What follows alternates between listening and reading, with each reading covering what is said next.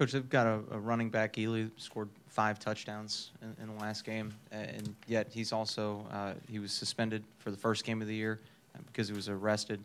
I just wonder, as a coach, what is that tightrope like of rewarding a player for his good efforts and yet holding him accountable to the stuff that happens off the field? That's a great question. That's up to each program, up to each individual. It's up to people's perception.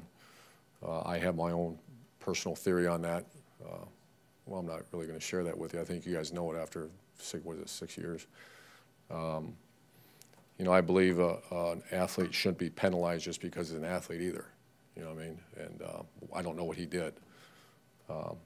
However, you certainly need to be held accountable for everything to do. So that's a tough, especially in the last whatever years it's been, because now it's boom. It's, you know, a big story.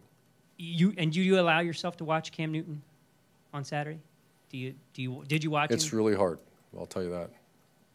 I don't watch much of it. It's really hard to watch it? Yeah. Because? Yeah, I just think he's a very good player, and I'm trying to watch more of the teams that we play. So I spent my time watching the other ones that we're going to play. So like every Florida fan in the country, you think, what if he was here? You let yourself. No. Didn't say that. Has that thought ever crossed your mind? No. Liar. We'll wrap it up with red zone would be the last. I could go on and on, but this is where we're really sinking our teeth into improvement. We've led the SEC the last 3 years. First 4 games this year were 16 of 16 in the red zone, and the last 3 games were 3 of 11 with 3 turnovers and 3 missed field goals. So that's execution and grind it and work at it. Closing on just comments for you. Efficiency of practice time, making sure your players can do what you ask them to do. Red zone is just, there's only one way to do that. We've always been pretty decent in red zone. Last year we struggled a little bit. It was just work our tails off. We've taken great pride of that around here. And being very clear what we expect and what we're going to do down there.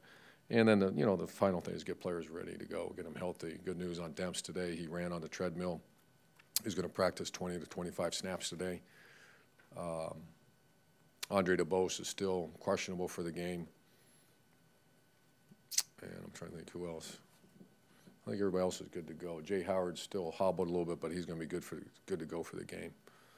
Patchen's still questionable. Sturgis is good news on Sturge. We're going to try him this week and see what happens.